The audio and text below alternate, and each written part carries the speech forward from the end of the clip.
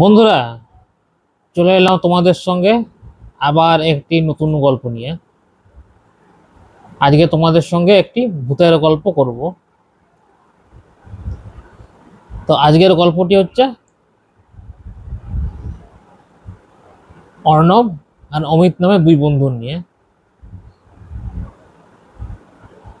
অর্ণব কিন্তু ভূতে বিশ্বাস করত। ও বলে নাকি ওর জীবনে কিছু ঘটনা ঘটেছে, অভিজ্ঞতাও কিছু করেছে এরকম। আর অমিত কিন্তু ভূতে বিশ্বাস করতো না। ও মনে করতো যে ভূত টুত গুলো কিছু না, এগুলো মানুষের কুসংস্কার। তো যাই হোক, প্রত্যেক মানুষের নিজস্ব মতামত আছে, সেটাই আর কি। অর্ণব আর অমিত ছোটবেলার থেকেই সবুজডিহি গ্রামে মানুষ। সবুজডিহি গ্রামের থেকে ওরা ছোটবেলায় একসাথে পড়াশোনা করে শহরে চাকরি পায়। এটি বড় শহরে গিয়ে ওরা চাকরি পায়। তো শহর একটাই, কিন্তু কোম্পানি আলাদা আলাদা, কিন্তু ওদের মধ্যে ভাব আছে, মানে ভাব ভালোবাসা রয়ে গেছে বলতে গেলে। ফোনে কথাবার্তা ওদের প্রায় হয়, যেহেতু এক গ্রামের ছেলে। তারপর প্রায় পাশাপাশি বাড়ি বলতে গেলে, মানে গ্রামের প্রথম দিকে হচ্ছে অর্ণবের বাড়ি, তার মোটামুটি 8-10টা বাড়ি পেরিয়ে গেলেই অমিতের বাড়ি। তো গ্রামের বন্ধুত্ব মানে বুঝতে পারে এসে একে অপরের ভাইয়ের মতো বলতে গেলে। ওদের ফ্যামিলিতেও একে অপরকে চিনে। অর্ণব একই ভাই, কিন্তু অমিতের একটি বোন আছে। ওর নাম হচ্ছে সোহিনী। তো সোহিনী মনে করতো ওর একটা দাদা নয়, ওর দুটো দাদা আছে। এক হচ্ছে ওর আহ, অমিত দাদা আর অর্ণব দাদা। দুজনকে নিজের দাদা হিসাবে ওরা দেখতো, ও দেখতো ছোট থেকে। আর অর্ণব সোহিনীকে নিজের বোনের মতোই ভালোবাসতো। তো মাঝে মাঝে ও যখনই ফোটা হতো এই ফোটা, তখন ওরা দুজনেই গ্রামে যেত একসাথে। তো এই করে ওরা ভালোভাবে ওদের জীবন কাটে। শহরে নিজস্ব নিজস্ব মানে শহরে একটু দূরে দূরে হয়েছে অবশ্য। ওই জন্য ওদের আলাদা আলাদা বাড়িতে ওরা নিজস্ব নিজস্ব জায়গাতে, মানে একই শহরে বিভিন্ন জায়গা থাকে না, তো ওর একটু দূরে জবটা হয়েছে আর কি। আর ওর মেন টাউনের মধ্যে হয়েছে। তো সে বিষয়ে কোনো অসুবিধা হয়নি, ওদের ফ্যামিলিরও কোনো অসুবিধা হয়নি। আর গ্রীষ্মকাল হলেই ওরা গ্রামে ওরা যাবে, ওরা দুজনে একসাথেই যাবে ওরা। তো বিকালে একটি ট্রেন ছিল ওদের সবুজডিহি যাওয়ার জন্য। সবুজডিহি যাওয়ার জন্য বিকাল ট্রেনটি ছিল। যে ওই ট্রেনটিতে অর্ণব ঠিক করলো যে যাবে, আর অমিতকেও ফোন করে দিয়েছিল। তো অমিত তো প্রথমে আসছিল না, অমিতের জন্য অপেক্ষা করলো, তাহলে কি অমিত যাবে না আজ এবারে? তো পরে ওয়েট করতে করতে বিকাল হয়ে গেল প্রায়। বিকেল হয়ে ও তখন রওনা দেয়। তখনই সঙ্গে সঙ্গে সঙ্গে সন্ধ্যার দিক, মানে বিকেল হয়ে গেছে, সূর্য ডুবে গেছে তখন। তখন সঙ্গে সঙ্গে অমিত দেখতে পায় যে অর্ণব চলে যাচ্ছে। তখন অমিত অর্ণবকে দাঁড় করায়। হ্যাঁ, অন্য অর্ণব দাঁড়া দাঁড়া দাঁড়া, আমি আসছি, আমার একটু লেট হয়ে গেলো রে ভাই, আমার শরীরটা একটু ম্যাজ ম্যাজ করছিল, তো ওষুধ টষুধ খেলাম, তো এখন ঠিক আছে। কিন্তু অর্ণব দেখলো অমিতের শরীরটা এখনো বোধহয় খারাপ আছে। তো এত দূর জার্নি করবে কি হবে? মোটামুটি শহর থেকে মোটামুটি 3 থেকে 4 ঘন্টা লাগে সবুজডিহি যেতে। তারপর গ্রামে যেতেও মোটামুটি ওদের ওখান থেকে স্টেশন থেকে গ্রামে যেতেও মোটামুটি যা রাস্তার অবস্থা একটু খারাপ আর কি। মোটামুটি 1 ঘন্টা লেগে যায় বলতে গেলে। রাস্তা পরিষ্কার ভালো থাকলে কিন্তু তাড়াতাড়ি পৌঁছে যেত, কিন্তু রাস্তার অবস্থা খুবই খারাপ। তাই মোটামুটি 1 ঘন্টা লেগে যাবে ওখান থেকে, মিনিমাম অন্তত 1 ঘন্টা তো লাগবেই। তো তখন ওর গায়ে হাত হাত দিয়ে দেখলো যে ভিতরে গায়ে যে এখন একটু সুস্থ হয়ে দেখলো যে ওষুধ টষুধ খেয়েছে, এখন সুস্থ আছে। তো বললো, তো অর্ণব তখন বললো, আমি তো ভাবলাম তুই যাবিই না আমার বাড়ি, তা আমি একাই চলে যাচ্ছিলাম, তোকে তো ফোনেও পাচ্ছিলাম না। ও ফোনে ওই চার্জ নেই ভাই, দুর্ভাগ্য আজকে, ফোনে চার্জও নেই। তা ঠিক আছে, কোনো অসুবিধা হলে তোর ফোন তো আছেই, তোর ফোনে ঘরে ফোন করে দেবো তখন। ও ঠিক আছে, কোনো অসুবিধা নেই, চ এক সাইড চ। ওর টোটো ধরে সোজা স্টেশনে চলে গেল। স্টেশনে 6টার দিকে তখন ট্রেনটা, ওরা ট্রেনে চেপে গেল। কপাল গুনে ওরা দুজনেই জানলা ধারে সিটটি পেয়ে গেল। ওরা একে অপরের সাথে গল্প করতে করতে গেল ওরা। কিন্তু অদ্ভুত ব্যাপার, ওরা দুজন যখন গল্প করছিল তখন ট্রেনের কয়েকজন যাত্রী কিন্তু অর্ণবের দিকে তাকাচ্ছিল, সবাই না, দু একজন এদিক তাকাচ্ছিল। তো অর্ণব বললো যে কি রে বাবা, আমার দিকে এরকম তাকাচ্ছে কেন, আমি কি ভূতের মতো দেখতে? তো অর্ণব তো কেয়ার করলো না, বাদ দেয় সেটা। তখন অর্ণব অমিতের সাথে নিজের মতো করে গল্প করতে শুরু করলো, কন্টিনিউ গল্প করতে শুরু করলো। রাত ট্রেন মোটামুটি পৌঁছালো ওদের সবুজডি স্টেশনে, মোটামুটি 8:30 9টা বেজে গেল তখন। আর উপরে মেঘ করে দিতে এমনি প্রচন্ড মেঘ ঘোর করে আছে। তো ওদের কাছে ছাতা আছে, এবার যদি গাড়ি টাড়ি পেয়ে যায় কপাল ভালো হয়ে যায় ওদের তাদের। তো ওরা ছাতা খুলে ওরা স্টেশন থেকে নেমে ওরা একটু চা চা খেলো ওরা। তো চা খাওয়াটা ব্যাপারটা হলো কি, চা কিন্তু একাই অর্ণব খেলো, অমিত কিন্তু খেলো না। আর একটা আশ্চর্যজনক ঘটনা ঘটলো, যখন চায়ের দোকানের লোকটিকে অর্ণব অর্ডার দিল যে 2টি চা দাও, তখন একটু ইয়ে করে করলো। তখনই অমিত বললো যে না আমি চা খাবো না ভাই, তুই খা। তখন অর্ণব একাই চাটি খেলো। তো চায়ের দোকানের লোকটি একটু রহস্যজনকভাবে তাকালো ওকে, তো ও তো ওটা কেয়ার করেনি। কিন্তু একটু অদ্ভুত অদ্ভুত মনে হচ্ছে যে ট্রেনেও এরকম ঘটনা ঘটলো, এখানেও এরকম ঘটনা ঘটছে। তো অমিতকে ঘটনাটা বললো যে ভাই আমাকে কি দেখতে খারাপ লাগছে বা কোনো কিছু অদ্ভুত টাইপের লাগছে কি আমাকে, যে আমার দিকে সবাই তাকিয়ে আছে? না না, ওটা বাদ দাও রে, ওটা কিছু লোকের স্বভাব তাকানো, ওটা বাদ দেয় সেটাতে। তারপর ওরা টোটো পেয়ে গেলো, কিন্তু রাস্তা তো খারাপ ভাই, যেতে যেতে অনেক সময় লেগে যাবে। যা রাস্তা এবড়ো খাবড় করে করে টোটো ওরা দুজনে চেপে পড়লো। আধা রাস্তা গেল কি টোটো গেল হয়ে খারাপ, বলো ব্যাটারি ড্যামেজ হয়ে গেছে, খারাপ হয়ে গেছে। তো অর্ণবের তো প্রচন্ড মাথায় রাগ উঠে গেল, মনে হয় টোটোওয়ালাকে 2-4টা কথা শুনি। তো কথা শুনিয়ে আর কি লাভ হবে, কথা শুনিয়ে কি টোটোটা ব্যাটারি চার্জ হয়ে যাবে, না কোনো গাড়ি পেয়ে যাবো? তো অর্ণব টাকা মিটিয়ে ও বিরক্তিমুখ করেছে, ও দুজনে ছাতা মিলে নিয়ে চললো, পাড়ি দিল। ও যতটা হেঁটে হেঁটে যাওয়া যায়, গাড়ি থেকে তো কোনো লাভ নেই এখানে। বৃষ্টি কিন্তু আরো বাড়তে শুরু করলো, আর বেশ মেঘলা ওয়েদার করেছে, চড়াম চড়াম বিদ্যুৎ চমকাচ্ছে, আর ভয়ও লাগছে তখন। তখন ওরা একটা জায়গায় দাঁড়ালো, একটা দোকান মানে ছিল, বন্ধ করে দিয়েছে তাড়াতাড়ি বোধহয় রাতে, চায়ের দোকানে। তো ওখানে ওরা শেল্টার নিল, আশ্রয় নিল। আশ্রয় নেওয়ার পর কিছুক্ষণ পর একটা বয়স্ক ভদ্রলোক এলো লণ্ঠন নিয়ে। বয়স ওই 70 75 এরকম হবে, ভালো এরকমই বয়স, কিন্তু এখনো মোটামুটি ভালো শক্তপোক্ত আছে বলতে গেলে। তো বললে বাবা তুমি এখানে কি করছো, তুমি কোথায় যায়? বলছে সবুজ দিয়ে পেরিয়ে যে গ্রামটা আছে ওই গ্রামটায় যাবো, ওই গ্রামটা আমার বাড়ি আর কি। তো বললো তো বাবা এখন তো যা দেখছো ওয়েদার তো খুবই খারাপ, এরকম ওয়েদার তো তোমাকে তো এখানে ছেড়ে যেতে তো পারবো না বাবা, আমার ঘরেও একটা ছেলে আছে। আর তুমি এক কাজ করো, আমার বাড়ি চলো, সামনেই আমার বাড়ি, একটু হেঁটেই চলে যাবো, বসে থাকার থেকে তুমি বরং আমার ঘরে ঘরে বিশ্রাম নাও। তো বললাম যে অর্ণব বললো যে না শুধু শুধু আপনি আমার জন্য কেন কষ্ট পাবেন, শুধু শুধু পরিশ্রম আমার। বলছে না রে বাবা, কোনো অসুবিধা নেই, তুমি চলো, তুমি বিপদে, একজন মানুষ বিপদে পড়েছে আর একজন মানুষ সাহায্য করবে না, চলে যাবে, হবে ওটা কি হয়? তুমি চলো। তো ওই বয়স্ক ভদ্রলোকটিও অর্ণবকে একমাত্র লক্ষ্য করতে পেলো, মানে মানে বয়স্ক ভদ্রলোক কেমন ভাব দেখাচ্ছিল যেন দুজন না একজনই আছে ওদের সাথে। তো আস্তে আস্তে ভদ্রলোকের বাড়ির কাছে, ভদ্রলোকের বাড়ি হচ্ছে একতলা, আশেপাশে আরো 2-4টি বাড়ি আছে। ঢুকলো বাড়িতে, ওনার গিন্নি ছিল। তো গিন্নি বললো যে এ কে হে? তো অর্ণব কথা বলার আগে বয়স্ক ভদ্রলোকটি বললো, ওই কাকাটি বললো যে ওই সবুজ দ্বীপ পেরিয়ে গ্রামে, আমাদের মানে আমাদের গ্রামের আর কি। তো রাস্তায় ভিড় ভিড় ছিল, তো তো আমি বললাম তুমি আমার ঘরে আজকে থাকো। তো গিন্নি বললো যে ঠিক আছে, তুমি ভালোই করেছো, একজন অসহায় মানুষকে এখানে আশ্রয় দিয়েছো, বলো বসো আবার তোমার বসো।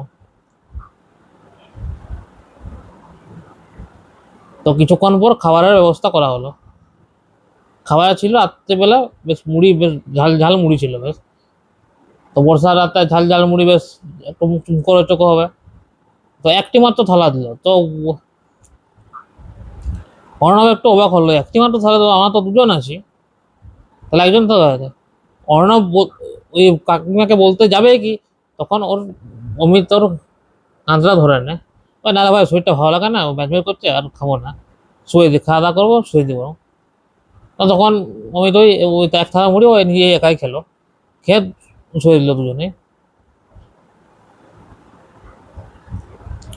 তো যা বৃষ্টি সেদিন তো আর যাওয়া হলো না, সেদিন ওই রাত্রিবেলা ওখানেই থাকা হয়ে গেল।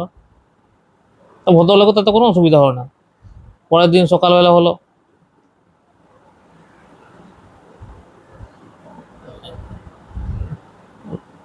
তারপর ঘটলো অদ্ভুত ঘটনাটি। এইবারে ঘটনাটি হচ্ছে একটু অন্যরকম, এইবারে ওর সব আস্তে আস্তে বুঝতে পারবে। তো সকাল মোটামুটি ভোর ভোরে উঠেছে, 5টার দিকে উঠে গেছে ওরা। 5টার সময় উঠে ব্যাগটা গুটিয়ে ও রেডি হয়ে যায়, রেডি হয়ে তাড়াহুড়ো করে বেরিয়ে যায় ও। তারপর পিছনে ঘুরে ডাকছে যে কই রে অমিত, আয় আয়। তো ভদ্রলোকের বাড়ির বাইরে বাইরে তখন ভদ্রলোক বেরিয়ে এলো, কাকা ওই কাকাটি বেরিয়ে এলো। যে তখন বললো যে বাবা কাকাই ডাকছো তুমি? বলছে ওই আমার বন্ধু এখনো বেরোয়নি, তো এখনো তো আছে। তো বললো কোন বন্ধুর কথা বলছো তুমি? তো বললো কাকা, আরে বাবা আগের দিন আমার সাথে যে বন্ধুটি ছিল ভরসা করে, আপনি দেখেননি তাকে? তো ওই ভদ্রলোকটি বলছে তুমি কারো কথা বলছো, আমি তো বুঝতে পারছি না, আমি তো তোমাকে একা দেখতে পেয়েছি এখানে। তো মনে তো আহ, অর্ণব মনে মনে করলো যে সকাল সকাল বোধহয় একটু খেয়েছে বোধহয়, কিন্তু বেশি রাগ করলো না, কেন যেহেতু যত হোক আশ্রয় তো দিতে। তো সঙ্গে সঙ্গে অর্ণব ভিতরে গেল, দেখলো ফাঁকা, কেউ নেই। আশ্চর্যজনক বিষয়, ওকে তাহলে তাড়াতাড়ি চলে গেল ঘর। তো তখন অর্ণব অত কিছু না ভাবে ও কাকাকে বললো যে কাকা ধন্যবাদ, যদি কোনো সমস্যা হয়ে থাকে আমাদের জন্য ক্ষমা করে দেবে। বলছে না বাবা তুমি ওইসব চিন্তা করো না, কোনো অসুবিধা না। তো তুমি কোন বন্ধুর কথা বলছো আমি তো বুঝতে পারলাম না বাবা। তো তখন অর্ণব বললো যে না না কিছু না, কিছু একটা ভুল বোঝাবুঝি হয়েছে। অর্ণব তাড়াতাড়ি পাড়ি দিল।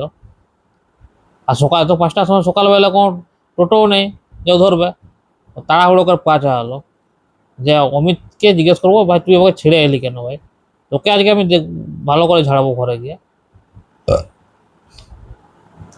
তো পৌঁছাতে পৌঁছাতে মোটামুটি সন্ধ্যা হয়, এই সরি সন্ধ্যা বলছি, মোটামুটি একটু বেলা হয়ে গেল, 6:30 7টা বেজে গেল। তো অন্নবের ঘর তো গ্রামের প্রথমে, তার 8 10টা ঘর পেরিয়ে অমিতের ঘর। তো অর্ণব তো রেগে আছে যে আমাকে না বলে তুই ঘরে চলে এলি। ও সোজা গেল অমিতের ঘর। অমিতের ঘরে ঠকঠক করছে, জোরে জোরে ঠকঠক করছে অমিতের ঘরে। তো অমিতের ঘরে দরজা একজন খুললো। তো কে খুললো সে মানে ঠিক চিনতে পারলো না অমিতের, হয়তো হয়তো অমিত তো কোনো আত্মীয় হয়তো এসছে, হয়তো চিনতে পারলো না, ঢুকলো ঘরে। ঢুকে দেখছে এক গাদা লোক এসছে, ওখানে বসে আছে চেয়ারে। হঠাৎ দেখলো অমিতের বাবা, মানে ওর কাকা আর কি, দেখলো যে অর্ণবের কাছে এসে দাঁড়ালো। চুল একেবারে উস্কো ফুস্কো, দাড়ি ফাড়ি সব বেরিয়ে এবার একাকার, মনে হয় যেন কেউ মারা গেছে। আর চোখগুলো ছলছল করছে অমিতের বাবার। তো অর্ণব জিজ্ঞাসা করলো যে কাকাবু ভালো আছেন? তুমি প্রণাম করলো অমিতার বাবা, যে মাথায় আশীর্বাদ করলো যে বাবা তুমি এসছো, ঠিক আছে তুমি এখন ভিতরে যাও, ভিতরে যাও তুমি বসো। তো একটু একটু অন্যরকম অমিত মনে করলো যে কি ব্যাপার, জিনিসটা ঠিক বোঝা গেল না। এরকম সিচুয়েশন করে, মানে ঘরে কেউ মারা গেলে যেরকম সিচুয়েশন হয়, সবাই কান্নাকাটি করছে, অনেকে মানে অমিতের মা কান্নাকাটি করছে, অনেকে সান্ত্বনা দিচ্ছে, পাড়ার যারা কাকিমা আছে আরো যারা আছেন তারা। তারপর হঠাৎ অমিতের মা মানে কাকিমা অর্ণবকে জড়িয়ে ধরে কাঁদতে শুরু করে যে বাবা আমার সব শেষ হয়ে গেল। তো আমি অর্ণব তো অবাক হয়ে বলছে যে কি হলো কাকিমা, কি হলো? তখন অমিত অমিতের মা ঘরে আস্তে আস্তে ডেকে নিয়ে গেল, যে দেখো বাবা কি হয়েছে দেখো।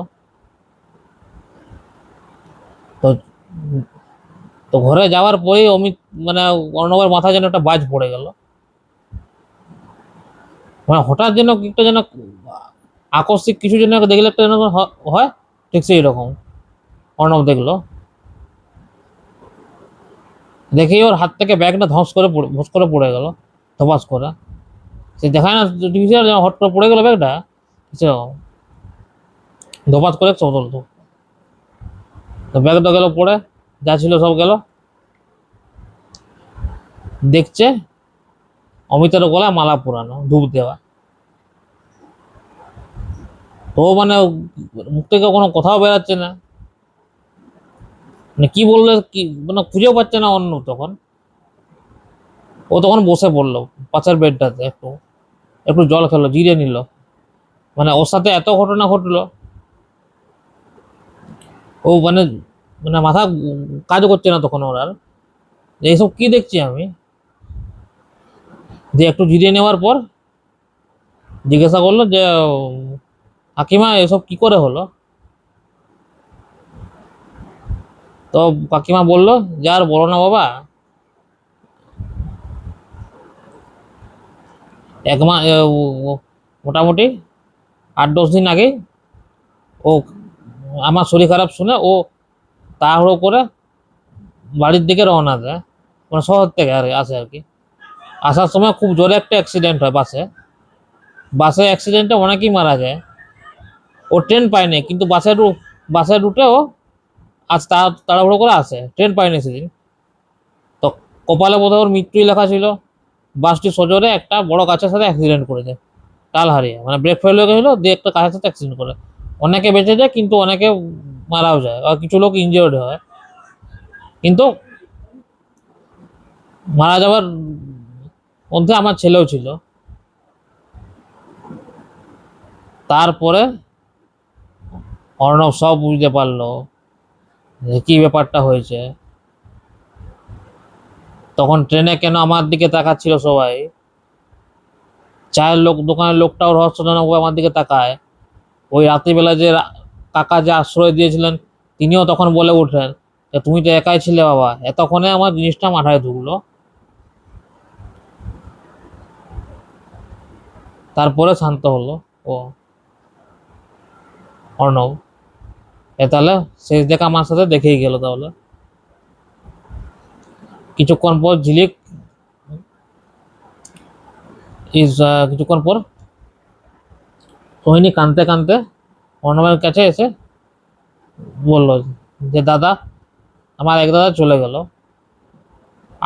আগের বছর ভাইফোঁটাতে, কিন্তু অর্ণব আসতে পারেনি। অমিত এসেছিল, অর্ণব আসতে পারেনি। তখন মনে হচ্ছিল ঝিলিকের একটু মনে রাগ হচ্ছিল, কিন্তু তারপরে আমার এক দাদা চলে গেল।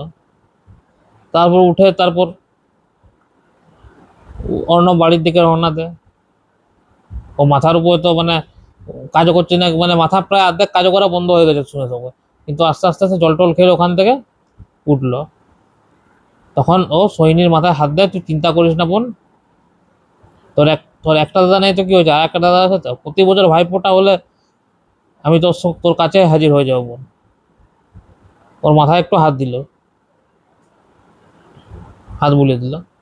রাস্তায় যেতে যেতে মনে করলো অর্ণব, যে ছেলেটা একসময় ভূতে বিশ্বাস করতো না, সেই ভূত আমার সাথে দেখা করলো আজকে। সত্যি প্রকৃতির কি নিয়ম। তারপরে এসে অর্ণব ওর ঘরে পৌঁছালো। ওর ঘরে পৌঁছে তখন তো ওর মা বাবা কান্নাকাটি করছে। ও তো ছেলের মতনই ছিল অমিত, একে অপরের ঘরের ছেলের মতনই দেখতো সবাইকে একে অপরকে। তারপর অমিত এই অর্ণব তার বাবাকে সব ঘটনা বলে, বাবা যে এরকম ঘটনাগুলো ঘটে। তখন ওর বাবা একটু মনে মনে হাসলো, যাক তোর বন্ধু তোকে লাস্ট দেখা দিয়ে গেল তোকে। তখন অর্ণব মনে মনে করলো, ভাই তুই যেখানে থাকিস ভাই ভালো থাকিস ভাই। তারপরে ও বিশ্রাম নিল।